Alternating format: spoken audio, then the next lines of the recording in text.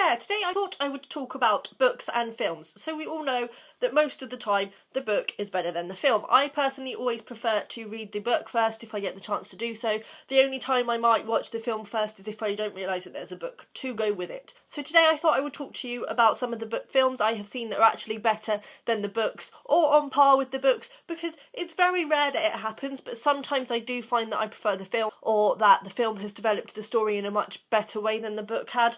So I've got a few to talk about, so I will get straight into them. Firstly, I'll talk about a film that I don't actually have the book of because I gave it away because I thought it was that bad, and that's P.S. I Love You, and this was by Cecilia Ahern, the book. The book was just shockingly bad. I mean, Cecilia Ahern is a general romance writer. She writes sort of quite mainstream books anyway, which aren't really my cup of tea, so it's not fair for me to judge on that respect. But in terms of the storyline, the film for P.S. I Love You is one of my favourites. I'm sure everyone has seen it. It's about a woman whose husband dies and he has left her letters to sort of help her in her life without him and help her move on from their relationship. And it's really touching and really lovely, and the film is fantastic for any time you're feeling a bit down in the dumps. The book, however, was so bad. Other than the basic premise that her husband has died and he's left her letters, that's where the similarities between the two end. The book was really underdeveloped, the characters were underdeveloped, the storyline wasn't there. It just was really lacking in every way. I mean, it's been a few years since I read it, so I'm going to leave it there for that. But with the film, it's really developed, the characters are really wonderful, and you really feel like you're going on a journey with her and moving with her through the process of getting over her husband. The acting's really great. It's got Hilary Swank in it, she's fantastic, and a few other people. There's Kathy Bates in here as well. So I would definitely say, don't read the book for this one. Then we've got The Lovely Bones by Alice Sebold. I actually watched the film of this before I read the book because, again, I didn't realise that the book was a thing. It's been quite a long time since I read this, but basically this is about a girl who is murdered and she goes to the in-between, which is kind of a place between heaven and earth, and she has gone there because she's got unfinished business, which is that her body has never been found. So for years she is watching her family and she's watching them grow and develop, and she's constantly trying to lead them towards where her body is, and it's quite touching and lovely. I would say it's probably not for everyone, and I think the main reason that I love this film is because it's called The Lovely Bones. I wouldn't say it's one of my favourites, but it's certainly a good film. The book is much slower than the film. It's not fast-paced at all. It's quite dense with its language, and it kind of moves at a much slower pace, and it's a good read, but it's not spectacular. And I would say if you like the film, you're not necessarily going to love the book. One thing I would say is that the book does develop the lives of the family a bit more. Like, the film is quite interested in the cinematography of the in-between and what's going on with the girl Susie, whereas the book looks at what happens with her family, and her family ends up falling apart because of what's happened to her, and it sort of goes more into depth about how that happens and why that happens, which is quite interesting. But I would say it was kind of a disappointment because I do really love the film and I was expecting more from the book. I would like to reread this, and I've also got Lucky by Alice Sebold, so I would like to delve into her again. And I think when I read this I was quite young and I was more into fast-paced reads, whereas now I like a slow read. But I have to say I haven't heard any rave reviews about this book really. It's all been a bit meh, so there's that one. Then I've got Wild by Cheryl Strayed. This is a memoir of Cheryl Strayed's journey on the Pacific Crest Trail. She basically, everything goes wrong in her life. Her mum dies, her marriage breaks apart, and she ends up getting addicted to heroin because of all these things. And in order to get herself out of this negative cycle that she's got into, she goes travelling on the Pacific Crest Trail in America. And it's basically the typical, as you would expect, the story of how she sort of refines herself by getting lost, as it were.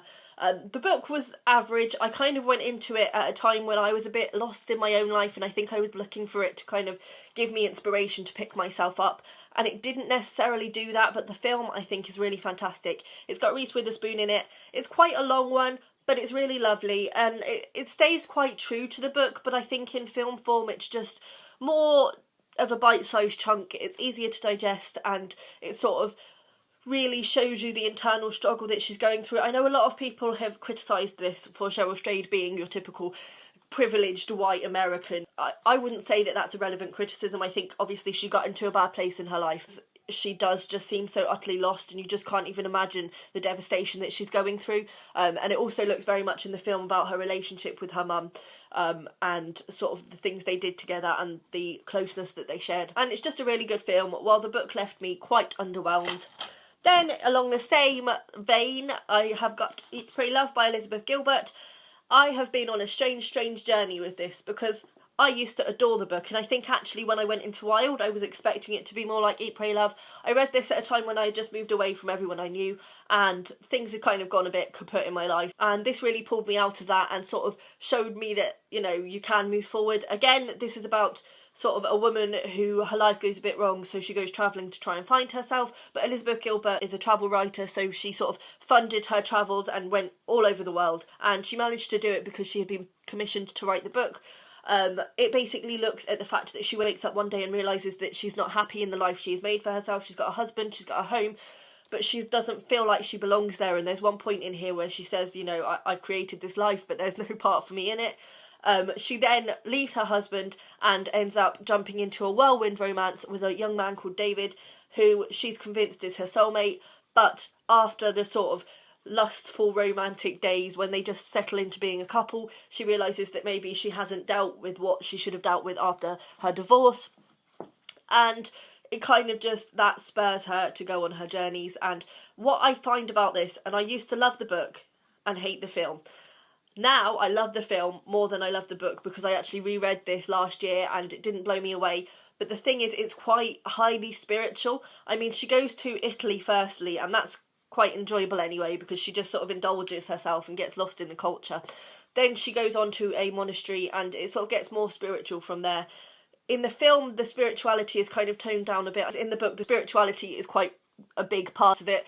And at the time in my life when I first read it, I was very spiritual. Now that I'm not so spiritual, it kind of didn't speak to me, but the film I still love. I watch this often, normally at least like 3 times a year. It is a long one. I think it's like 3 hours long. And I think that's the reason I didn't like it when I first watched it, but I would definitely say if you haven't got on with the book because of the spiritual aspect, try watching the film because you get a lot more of the personal aspect and they have toned down the spirituality. And then lastly on my list, I've got Never Let Me Go, Kazuo Ishiguro. I read this again a long time ago, and I read it because I heard that the film was coming out and I really liked the concept. It was my first Kazuo Ishiguro, and I have to say I read it when I didn't really know anything about him or who he was.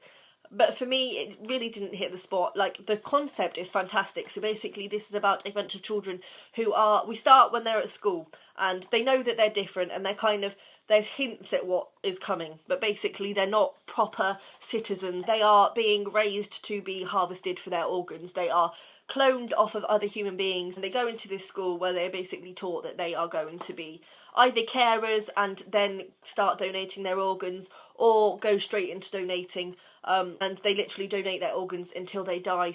People normally go through about 3 to 5 operations before they pass on, as it were, and it's really quite horrendous the way these people are treated and the way it's all sort of spoken about like it's completely normal, and it's all sort of softened down, and the truth is that they are born to die. In the book, I think the language was what put me off. It's quite simplistic. I believe, if I'm right, it's first person. I might be wrong. As I say, it's a very long time since I read this. Yes, it's first person, written by Kathy, who is the main character. In the film, I found like it was just much more developed. The first-person narration really put me off in the book. I think I don't generally get on with first-person. I think it's hard to make it not seem quite patronising almost, because it's a person literally telling their story. It doesn't work as well for me. So that put me off straight away. I would like to reread this because I think I probably didn't give it as much time of day as I would now. Knowing who Kazuo Ishiguro is, and I have read Remains of the Day and really enjoyed that, and again that's first person, so I might, as I say, give this another go. But the film is well worth a watch. It's got Keira Knightley and Carey Mulligan in it, and she's my favourite, Carey Mulligan. I think she's fantastic, and this is actually the film I discovered her from. So that's all the films and books I have to talk to you about today. As I say, it's not often that I find that I prefer a film to a book, but sometimes I just think that films do more interesting things with a narrative that, as with P.S. I Love You, isn't necessarily developed in the book. So let me know down below if there are any films that you prefer to the books, and I will be sure to check those out. Bye!